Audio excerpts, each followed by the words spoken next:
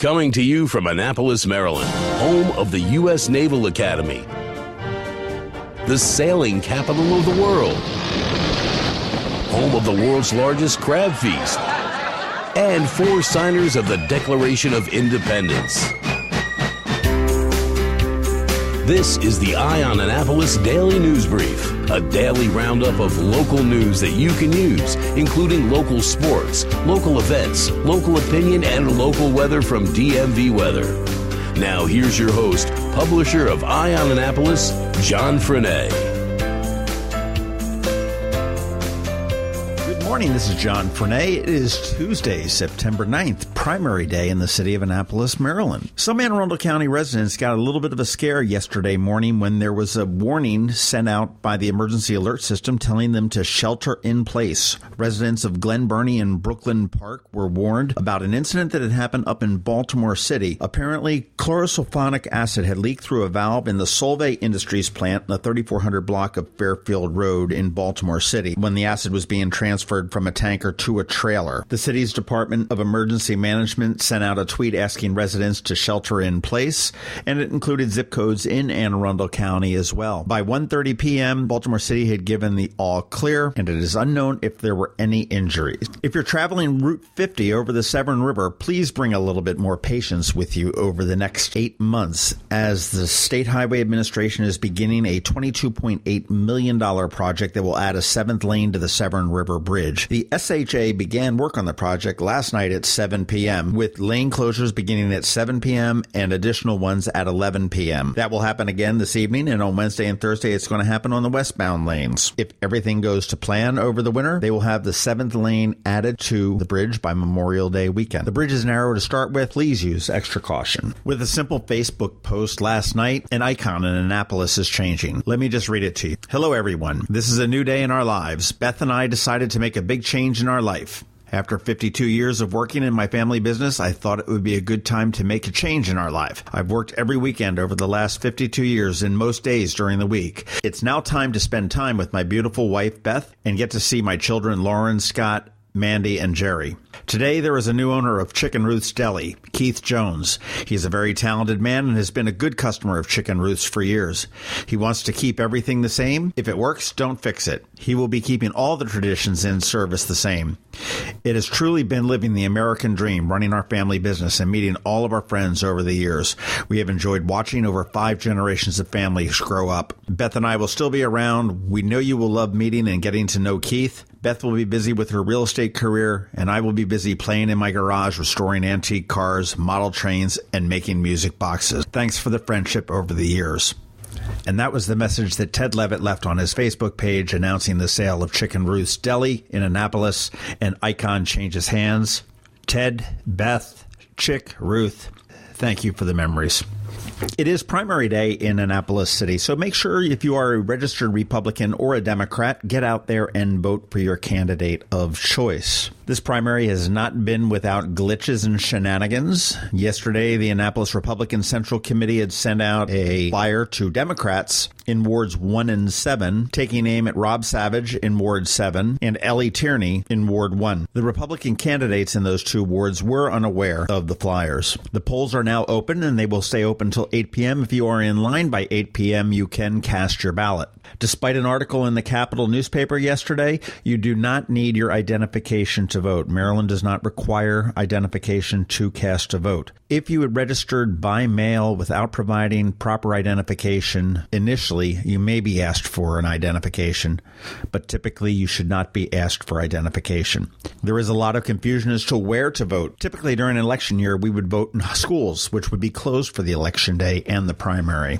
Annapolis has off-year elections, so we are voting in all sorts of strange places that we normally wouldn't vote. I live in Ward 7, and people in Ward 7 are voting in 2 locations that actually aren't even in the city. It's the Annapolis Neck Firehouse, as well as the Annapolis Neck Library. You would think you could go to the city's website to find out where to vote, but that would not be true either. They had a list up there yesterday. It was a 900-page long PDF file that you could search through to find your address, but apparently they weren't able to figure out how to sort the columns, and that was incorrect. The city is now recommending that if you are unsure of where to vote, to contact the county, who is handling the elections for the city. Their phone number is 410-222-04 692. If you got a sample ballot in the mail, your polling location should be printed on that. And just for something fun, if you are politically minded, come on down to the Black Wall Hitch in Eastport tonight after 6:30. I will be with the Maryland Crabs, and we're going to be doing a podcast about the election. So if you've got some opinions, come on down. We'll put you on tape, and we'll release the episode a little bit later on tonight. Have a great day, and remember, if you're living in Annapolis City and you're over 18 and you're a registered Democrat or Republican, get out there and vote. This is Maryland. The weather can be nearly unpredictable.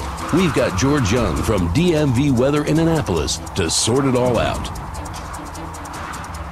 All right, hey everyone, this is George from DMV Weather. Here's your Tuesday forecast for Annapolis and Anne Arundel County. Today's weather outside will bring a little bit of everything to the table, as we will see clouds and a few showers moving through the area from the east-northeast, mixed in with some sun and occasionally breezy conditions, as Hurricane Jose's center of circulation passes by the Delmarva beaches today and tonight. As a result, we posted a target high temp on our website last night in the daily forecast section of 75 degrees for today for Annapolis. So let's see just how much impact Jose has on the area's temps today after it delivered some earlier than expected clouds and showers yesterday, causing our first forecast miss of the month for Annapolis. Look for low temps tonight in the 65 to 70 degree range around Annapolis, and then we should expect plenty of sun and temps 80 to 85 degrees the rest of the week, right through the weekend. So start making plans once again to get out and about to take advantage of what might just be summer's final act.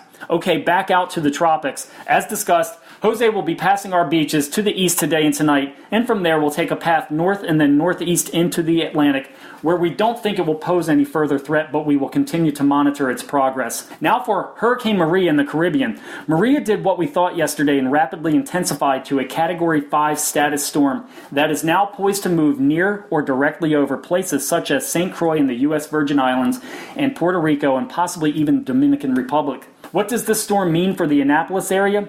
Not sure yet, but there is the overall potential that Maria could have some interaction with the U.S. East Coast in the next 7 to 10 days or so, so we'll continue to track and update daily until its ultimate path is a known quantity.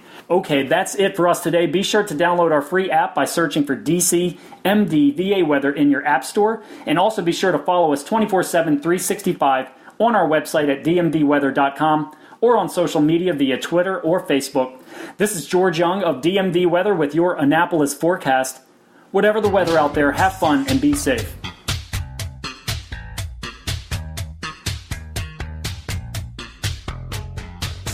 You know, the Eye on Annapolis Daily is possible in part because of the incredibly generous support of Ram's Head On Stage. Ram's Head, where every seat is less than 48 feet from the stage, brings more than 400 concerts a year to the area, both at Ram's Head On Stage on West Street, as well as Maryland Hall, St. John's Key Auditorium, and other venues in the area. To wet your whistle, check out some of these upcoming shows this week. This Thursday at Maryland Hall, Randy Newman, prolific composer and musical satirist. There are still tickets available. Friday night, the comedy of Screech. Yes, Screech, from Saved by the Bell. Dustin Diamond will be in Annapolis for the latest installment of the Ram's Head Laughs and Drafts comedy series. And on Saturday and Sunday, the smooth stylings of multi-platinum seller Jeffrey Osborne will return to Ram's Head On Stage. Tickets are still available, and you can get yours at ramsheadonstage.com, or if you want to go old school, head on down to their box office at 33 West Street in the heart of beautiful downtown Annapolis. And for a guaranteed great night out on the town, ramsheadonstage.com. They say opinions are like... Here we are with a dose of opinion for you.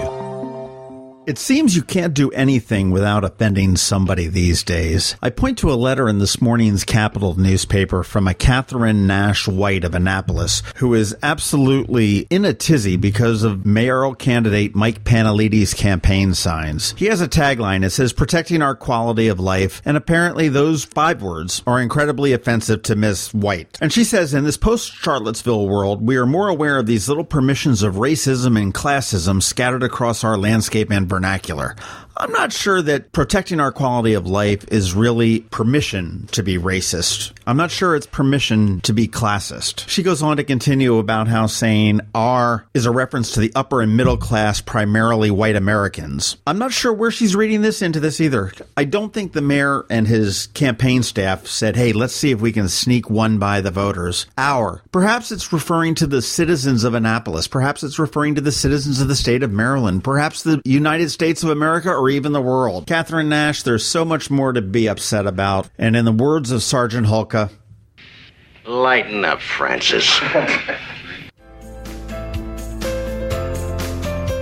Thanks for listening to the On Annapolis Daily News Brief. If you like what you heard, make sure to tell your friends and colleagues about it. And also tell them about our website, onannapolis.net, where you can find much more. Be sure to check out our other weekly podcast, The Maryland Crabs. This podcast comes to you every Monday through Friday at noon. Thanks for listening, and we'll see you next time.